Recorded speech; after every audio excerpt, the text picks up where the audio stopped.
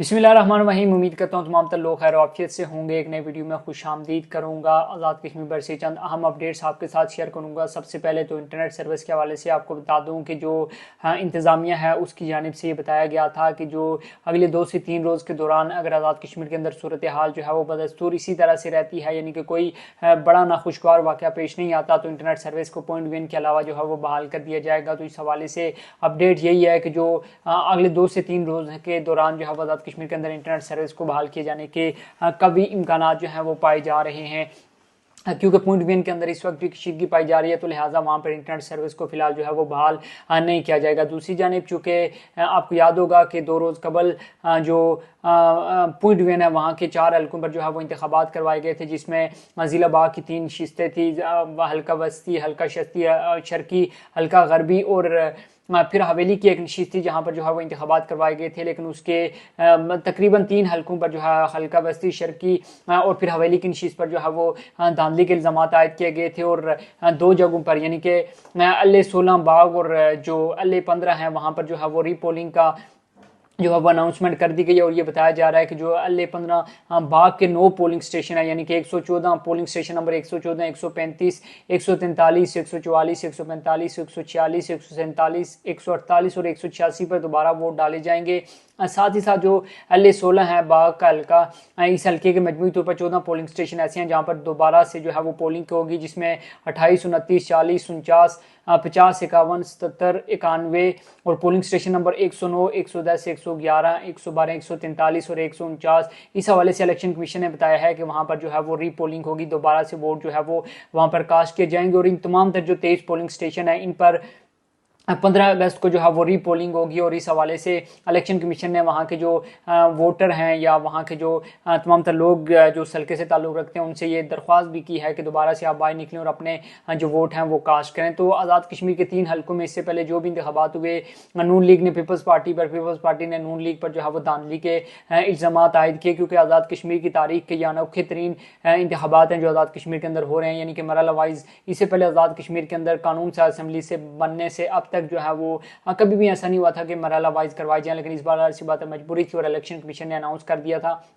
दूसरी जानिब जब पहला यानी कि फेज़ था जो इंतखाबात का, यानी कि मीरपुर डिवीजन में जब इंतखाबात हुए थे तो वहाँ पर जो साबिक वज़ीर हुकूमत थे अली शान सोनी और उनके बेटे, उनको गिरफ्तार किया गया था और उन पर एक मुकदमा दर्ज किया गया था, जिसमें कहा गया था कि उन्होंने जो पोलिंग बूथ है वो जलाए हैं, साथ ही साथ इंतखाबी अमल में जो है वो मुदाखलत की और पोलिंग स्टेशन से बैलेट बॉक्स जो है वो चोरी किए। लिहाजा उनने जो है वो गिरफ्तार कर लिया गया था। उनने दरख्वास्त ज़मानत जो है वो दायर की थी, लेकिन उसको मुस्तरद कर लिया गया था। आज की ये खबर है कि हाई कोर्ट आज़ाद कश्मीर ने उनकी दरख्वास्त ज़मानत जो है वो मंजूर कर लिया और अली शान सोनी जो कि साबिक वज़ीर हुकूमत है उनको और उनके बेटे को जो है वो रिहा करने का हुक्म भी दे दिया है। तो ओवरऑल चूँकि आज़ाद कश्मीर के अंदर जो 3 मराहल में जो है वो इंतखाबात हुए, पहले मरहले में मीरपुर डिवीजन के अंदर इंतखाबात हुए, वहाँ पर नून लीग ने कामयाबी हासिल की, पीपल्स पार्टी की जानिब से जो है वो धांधली के इल्ज़ाम आयद किए गए। दूसरे मरहले में मुजफ्फराबाद डिवीजन के अंदर जो है वो इंतखाबात करवाए गए, उसमें भी बदस्तूर नून लीग को कामयाबी हासिल हुई और पीपल्स पार्टी की जानिब से जो है वो इंतखाबात में धांधली के इल्ज़ाम आयद किए गए। तहरीक इंसाफ ने इस तमाम तर अमल का जो है वो बाइकाट किया हुआ था। तीसरे मरहले में जब .वन के 4 नशिस्तों पर जो है वो इंतखाबात हुए तो वहाँ पर भी बड़े पैमाने पर धांधली के इल्ज़ाम जो है वो मुखालफिन जो कि हारने वाले थे उनकी जानिब से जो है वो आयद किए गए। तो ओवरऑल आज़ाद कश्मीर के जो इंतखाबात थे इनकी शफाफियत पर काफ़ी ज़्यादा जो है वो सवालात उठाए जा रहे हैं, क्योंकि इंटरनेट की बंदिश की वजह से या बाकी नामसाइद हालात की वजह से बहुत से लोग जो हैं वो इस हवाले से सवाल करते हुए हमें नज़र आ रहे हैं। तो इस हवाले से भी जो भी अपडेट होंगे वो आपके साथ गाहे बगाहे जो है वो शेयर करेंगे। मुज़ाकरात के हवाले से मैंने आपको बताया था कि नून लीग ये चाह रही है कि जो उनकी हुकूमत साजी है उसके फौरी बाद या उससे पहले जो है वो अवामी एक्शन कमेटी के साथ जो है वो मुज़ाकरात करें और बग़ैर किसी नुकसान की, यानी कि मज़ीद किसी जानी नुकसान की या फिर माली नुकसान की जो है वो इस तमाम तर जो प्रोसेस है इसको मुकम्मल कर लिया जाए, क्योंकि इस वक्त तक जो तमाम तर जो जिम्मेदारी है वो पीपल्स पार्टी की हुकूमत पर आयद होती है, यानी कि एक्शन कमेटी के साथ जो भी हुआ या एक्शन कमेटी ने वहाँ पे जो भी किया उसकी तमाम तर जिम्मेदारी जो है वो पीपल्स पार्टी पर आयद होती है। नून लीग इससे बरी ज़िम्मा है।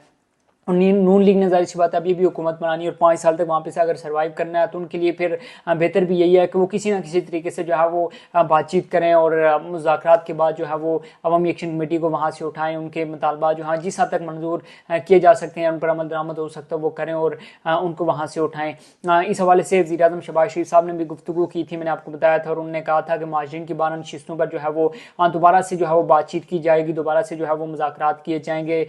वफाकी वज़रा की जानिब से भी ये इशारा दिया गया था। साथ ही साथ ये बताया जा रहा है कि जो नून लीग आज़ाद कश्मीर के सदर और मुतवक्किल वज़ीर आज़म हैं शाह गुलाम कादिर साहब, वो भी काफ़ी ज़्यादा इंटरेस्टेड दिखाई दे रहे हैं। वो भी ये चाह रहे हैं कि किसी तरह से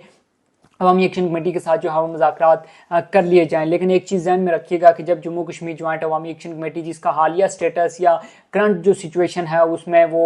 कलअदम है, वो उसके जो मुतालबात हैं वो 4 से 5 इनिशियल जो उसने मुतालबात हैं वो सामने रखने हैं, जिसमें उसने ये कहना है कि 6 जून से पहले वाला स्टेटस जो है वो बरकरार रखा जाए, साथ ही साथ एफआईआर ख़त्म की जाए, गिरफ्तार तमाम तर अफराद को जो है वो रिहा किया जाए। तो इस हवाले से देखने ही होगा कि क्या नून लीग इस चीज़ पर रजामंद होगी। अगर वो रजामंद होती है तो ज़ाहिर सी बात है मुज़ाकरात कामयाब हो जाएंगे, अदरवाइज जो है वो मुज़ाकरात फिर नाकामी होंगे और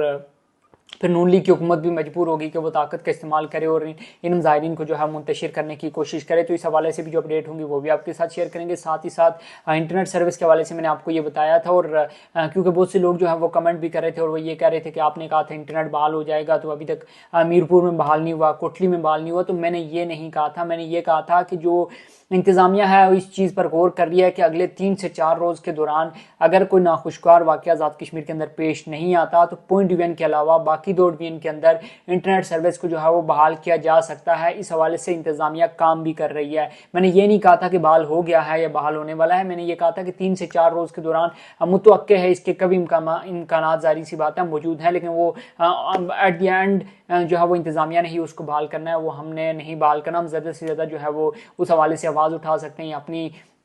जो एहतजाज है वो रिकॉर्ड करवा सकते हैं, हम इंतज़ामिया को फोर्स नहीं कर सकते। तो इस हवाले से भी जो भी अपडेट होंगी वो आपके साथ जो है वो गाहे बगाए शेयर करेंगे। वीडियो अच्छी लगे तो कमेंट सेक्शन में आपने अपनी राय लाजमी देनी है। अपना बहुत सा ख्याल रखिएगा। मुझे दीजिए इजाज़त। अल्लाह हाफिज़।